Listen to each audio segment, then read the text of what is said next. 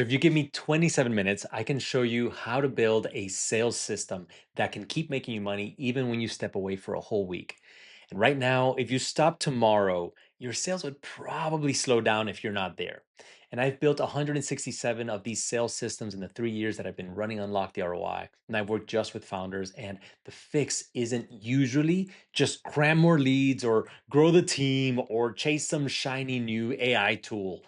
It's usually building the foundations, the right pieces in the right order. So in this video, I'm gonna draw the whole thing out for you on a whiteboard from start to finish and show you the one piece that almost everyone gets wrong. To get sales to run without you, we first need to start with a simple diagnostic. I'll just put diag there. And in this, the easiest way to diagnose where you're at is to ask yourself this question. If you stepped away for a week, would you make more, less, or flat money? And if you didn't say more, maybe even flat, then probably too much is running through you, especially if you're the founder of your business. Let's say it's a SaaS startup and no deal can advance, no proposal or SOW can get created without you there to sign things off or to push them by hand. So I usually ask founders at this stage, how are you recording your deals? And a very common response that I get here is Google Sheets. Or if I hear CRM, I usually hear, oh, it's on this CRM, but, and there's always some excuse that follows it. But the data's not good, but I haven't integrated to this, but the team doesn't really use it, but I have another one and everybody's confused about it, but I want to use a different one. There's always the big but that comes after when they say that they have a CRM. If you were to hire more people into this, right? If you were to just cram leads into more chaos, then all you're going to end up doing is paying more for something falling through the leaky pipe down the road, right? So even if you had all of these calls getting booked, you're probably not going to handle them efficiently, and then a lot of stuff is going to slip through the cracks. People won't know who needs to do what, and you won't have the system, the rails that sales runs on. So that's why if you're either hand loading leads or unable to run accurate reports, or you can't trust anything, or if you're in a G Sheet, just know that the second you type anything, it's completely outdated, then that is the very first thing that we need to solve, right? It's that we're running off of these CRMs with excuses, or we have a spreadsheet doing the wrong job. So in order to fix that, we need a CRM that we can trust. And whatever, CRM that you choose, I'm an authorized Pipedrive partner, but it really can be whatever you want, right? It doesn't have to be Pipedrive. It just literally has to be one that works for you and your business. So just this week, I talked to this founder and she had great booking rates, but she didn't know exactly why she had a very low conversion on the back of her funnel. And they were booking so many calls that they literally couldn't book more. So somewhere between booking a call and closing it, they just dropped the ball and they couldn't see what was happening.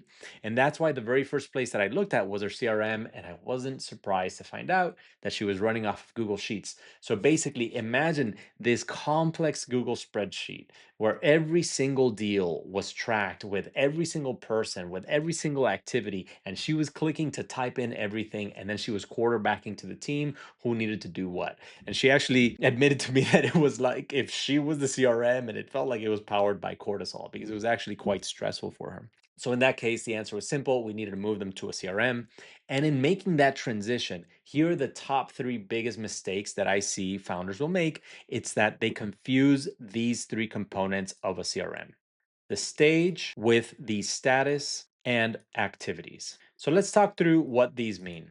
Let's say that you had a road course. The best analogy for a stage is the checkpoints where you cross with your car. Every time that you go through one of these stages, that's a checkpoint, right? So a stage is something that you must cross to get to the finish line. That must happen in order. And if you don't go through it, there's just no way to get to the finish line. And a status is, how is the vehicle doing? Like, let's say that there's a fire on your car or it broke down. The status of the vehicle, because that can happen to it at any stage. And let's say the actions that the driver is taking inside of the vehicle, the driver is turning left and turning right, hitting the gas, hitting the brakes. Those are the activities and the actions that they are taking on this race course. So you can send an email at any stage, right? That's an activity. You could turn left, I guess. if it made sense to on the course, or you can hit the brakes at any time.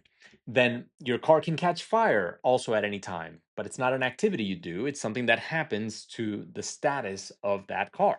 And then you can cross stage checkpoint one, two, and three, and that's how you know how far along you are in the course. So to make this a little bit more tangible, I actually want to show you my favorite setup for pipeline stages. I see a lot of people over engineer these and get the wrong ones. So think about what's the very start of your race. Let's say that you're a B2B SaaS and you have an outbound motion, and your very first stage where a lead becomes a deal, it might be the moment that somebody chooses to book a call.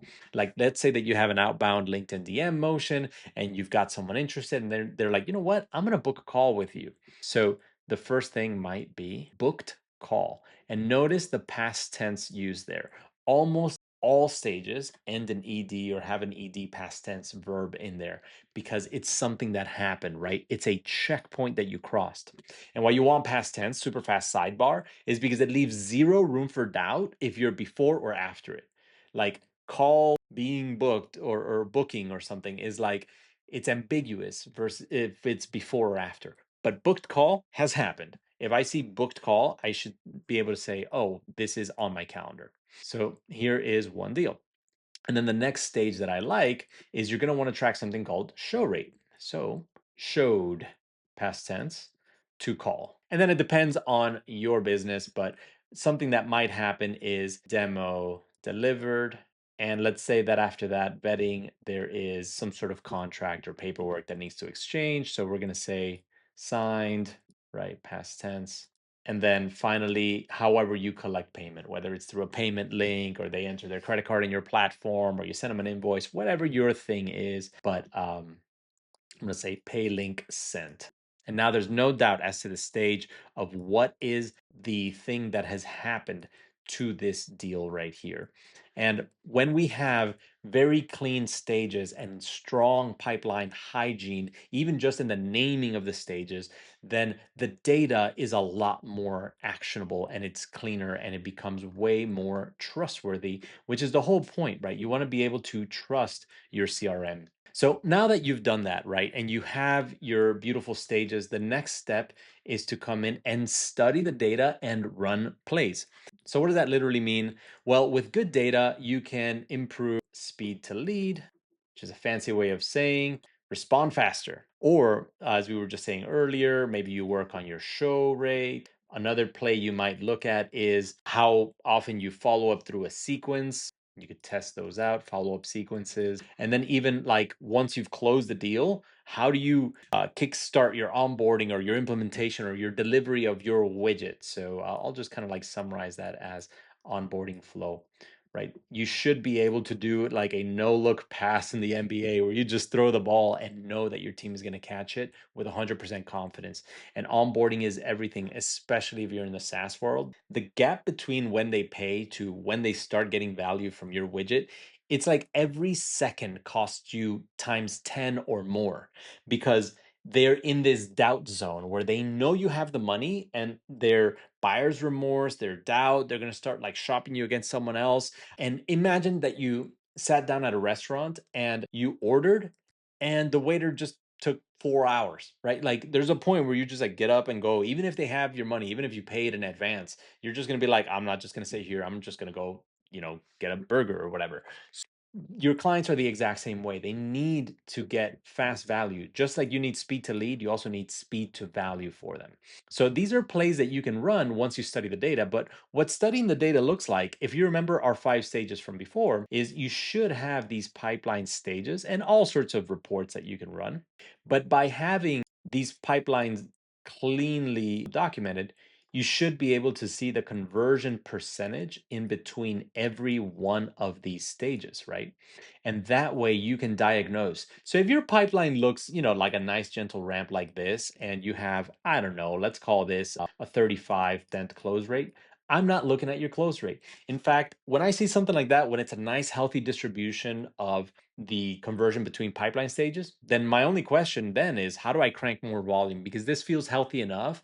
And sure, you could maybe optimize this or that, but like you start getting diminishing returns when like maybe the constraint is that you have all of these sales calls coming in, like that one founder that we spoke to, that she's like, we can't take more sales calls. We just need to convert them better, right? Let's say that you're in that position and you have this healthy pipe. Now you're starting to think, whoa, well, I can't really take more. I might need another sales rep. And maybe you just scale by hiring more people to take more calls so they're not waiting or like booking out 2 or 3 weeks in the future, and you're getting to them right away when they feel the need to buy from your business, right? Speed to lead is everything. And sometimes you do that through salesperson capacity and more calendar availability in your sales calendar.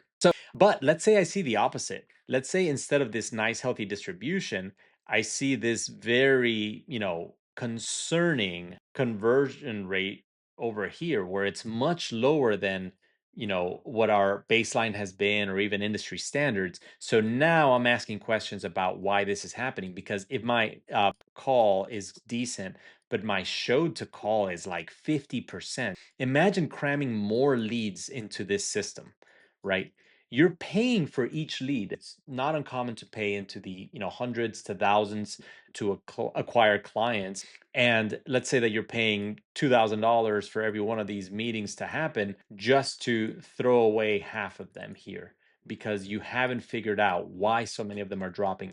And sometimes it's the most ridiculous, simple, and dumb reasons. Like, quite literally, I've seen broken booking links. So, some silly system problem can cost you a massive dip in your show rate, and that can actually translate to you paying way more than you need to per lead and not turning that into enough profit and clients on the back end. So I would first fix this here if I knew what the problem was. Now, follow-up sequence, let's say that this is one deal, and then you have all of the actions that led to that deal closing, right? Let's say this is where they bought. And maybe you sent an email and then you had a call and then you sent them a text and then a call. And sometimes, of course, it's a lot more actions than that. But the point to illustrate is that once you have this here, once you have the profile of these actions in this order makes this client, then I'm going to say, why don't we repeat this? And sometimes there's common sense. Like maybe, let's say that between here and here, I took, I don't know, 10 days. Well, you're going to want to take safe bets when you're making tweaks to this system. And I'm like, what are the odds if we cut this at least in half that this deal would go faster? And as a side note, this doesn't just fix your follow-up sequence. You're also working on something called sales velocity, right? Your pipeline velocity, which really, there's a whole formula for it, but it really comes down to revenue over time. Because if I was like, hey, you could close $100,000 deal, and you're like, oh, that sounds fantastic, but it's like it took me 2 years to nail it. When you do 100,000 divided by 24, what is that? 4K a month. I'd rather close two 5K deals a month. You see what I'm saying? Because your revenue over time is faster. So every time we take time out of a deal, we are increasing how much money we're making. And it also frees up the pipeline to handle a larger capacity of deals, and you have less tire kickers just congesting and clogging up your pipe. And then onboarding is just what happens at the end. So we're going to go back to your pipeline stages here. After they pay you, what happens then? Right? You want to trigger something. We'll use this guy here to represent automatic. You want to automatically trigger something to kick off getting your fulfillment started. Moving on to decide, codify, and measure. So you're gonna have infinite things that you can do in anything, but definitely your sales pipe. So like I just outlined, those are just 4 random plays. They're not necessarily the 4 top plays. And what I like to use here is actually an investor framework called ICE. And there's a few variations of these. Just use your favorite ones.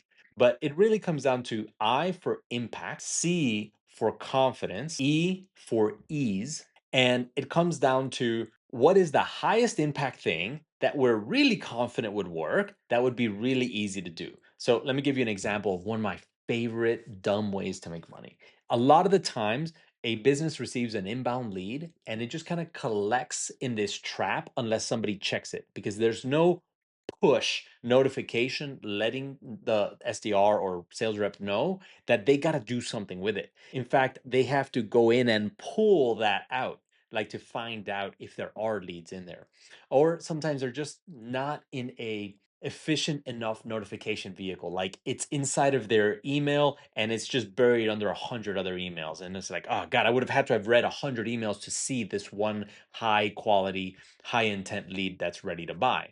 So what we can do in this situation is simply set up a smart notification signal. And it could be as simple as whenever a lead comes in and meets these criteria, send a Slack to the team. And what you want to do is get these really accurate. It can't be just every time someone fills out a form. It's got to be every time someone fills out a form and it's freaking confirmed awesome. They put, I want to buy tomorrow and I've got, 10 million budget. And now you're like, okay, maybe I should get back to that guy like negative yesterday, right? Like I should get back to him so friggin' fast because time wounds all deals. So with that, it might literally just be like form filled out, send Slack with only the scenario where you're 100% certain or really high certainty that this is an awesome lead. Now, all of a sudden, your team is just going about their day, bopping along, and then boop, boop, boop, right? The little Slack notification comes in, and then they're like, oh, that's money, right? Because you want to train them with a high ratio of signal to noise. You don't want it to be like Slack, Slack, Slack, Slack, and then like most of them don't turn into money.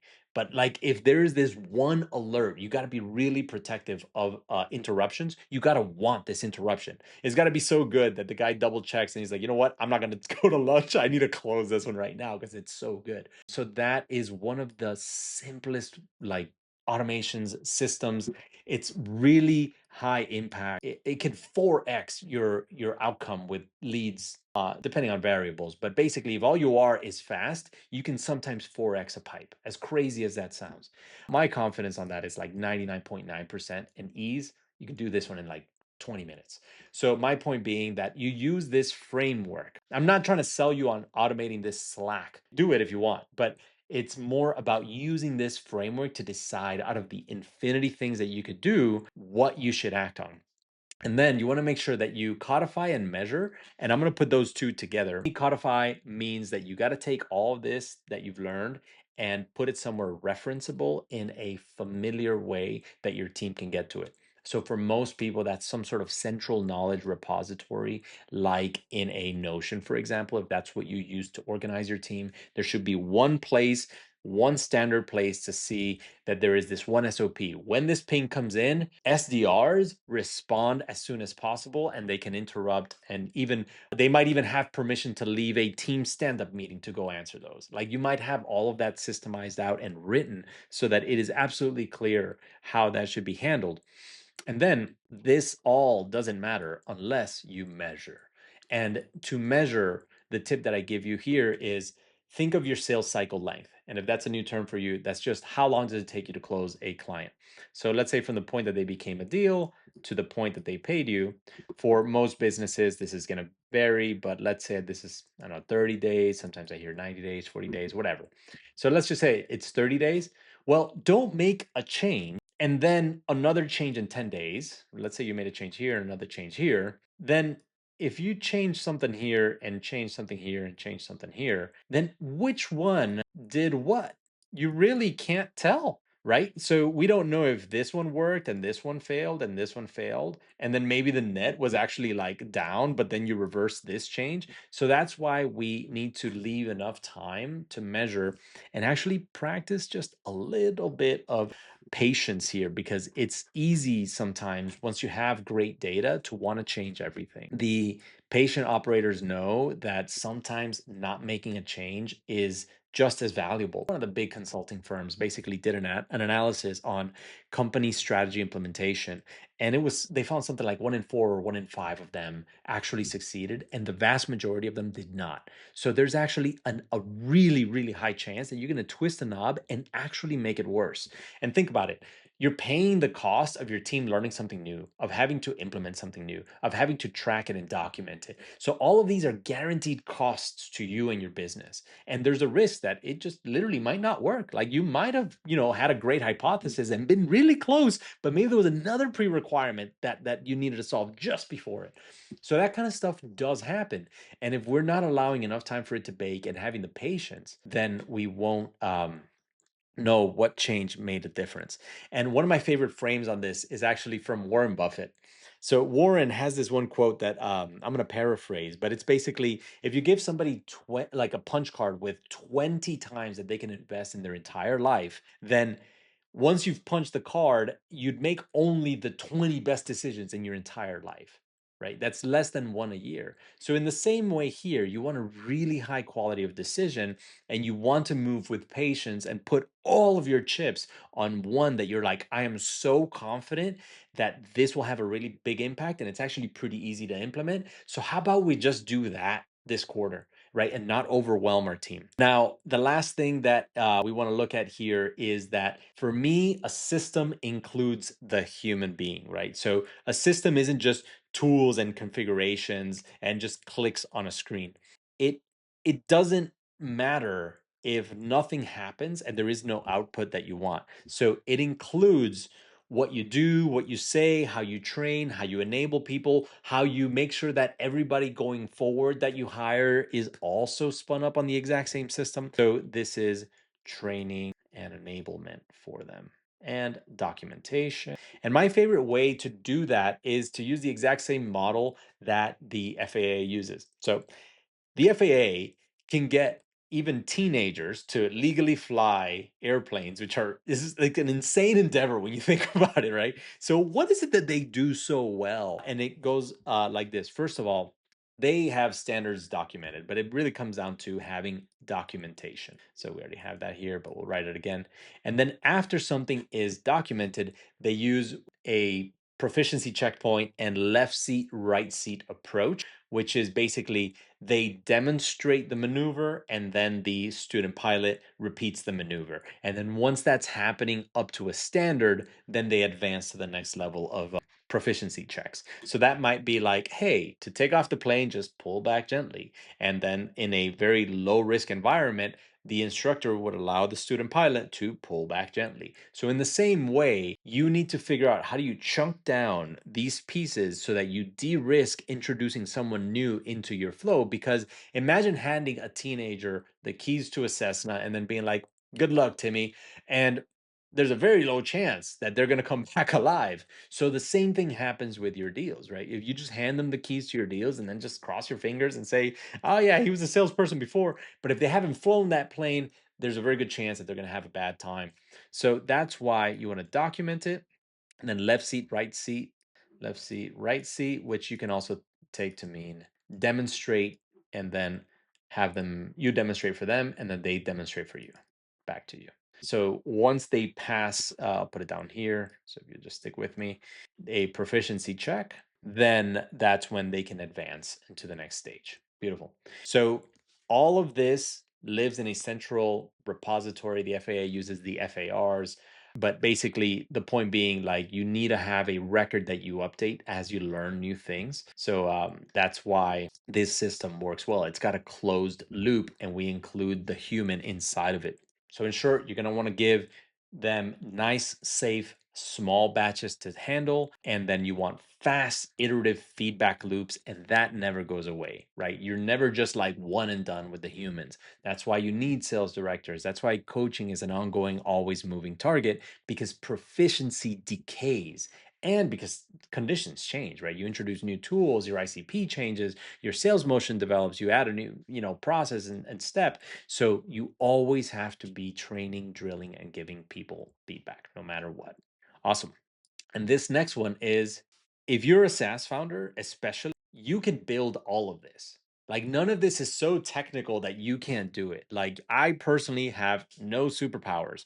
But the question isn't whether you can build it, the question is whether you should build it. And I was recently at an acquisition.com workshop where there were about 100 founders in the room. Everybody was like averaging a million years and up. And I met these three founders there where they had built their own CRM from scratch. And like one of them was like a roofer, right? Like these aren't even tech people building CRM tools because Claude lets you do that now, right? And I asked one of them, like, hey, what does this do that a $59 a month subscription for Pipedrive can't do? And some of them are even free, like putting that wild notion aside. And they told me that, well, it was free. And they never really stopped to count their own time, so the cost of their time. And then two, risk. So if you're looking for an exit, right? Like if the reason you're building a SaaS app is that you want to get a great valuation down the road, one of the things that investors are going to look at in your business is how risky is it? And imagine if they can't measure how well you're getting clients. If you're on some janky custom homebrewed CRM that doesn't have a super robust backend, and you didn't take the time to build it out as strong and robust as a Pipedrive, as a HubSpot, as a, I don't know, Zoho, Monday, whatever, you pick your favorite one. I don't care which one. But if you're not working with an established, trustworthy CRM platform and you built it yourself, you're introducing risk into your business. Risk that the data is bad, risk that they have to retrain, risk that they need to migrate, risk that they see numbers, but it's not exactly what's on the tin. So all of that can actually even hurt your valuation. And imagine all of that just to save 59 bucks a month and it's costing you a multiple on your business.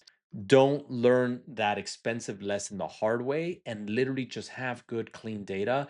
59 bucks a month, your time is worth way more than $59 an hour. And it's going to cost you way more than an hour to build a CRM and to maintain it, especially. So don't build it. It exists. Get a great one off the shelf. This is not a place for you to build this kind of system. And now here's the part that I see most founders miss. They'll do all of this stuff, but they won't do something called closing the loop, right? Sales is a numbers system.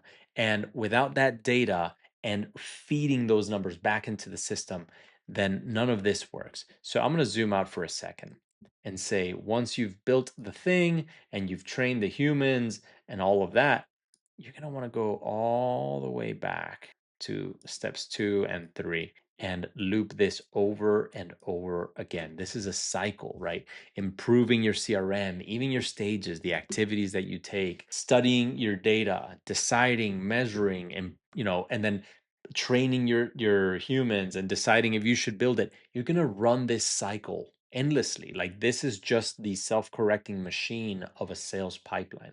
So all of that to say that you can't skip closing the loop here. You can't just build this once. So there's ongoing maintenance and management to really every single system, right? No system just self-corrects and improves and gets better forever and never decays in any way. So that's why you need to stay on top of it. Think of it as a loop, not as a line. And that's what I've seen the most successful businesses do. And we need all of this data and information in this loop and at volume in order to make smart, intelligent decisions. So I'll just close out with close the loop. So I make these videos to help SaaS founders free themselves from their own sales. And if you've got even a little bit of value from this, please subscribe and consider watching the next one. See you there.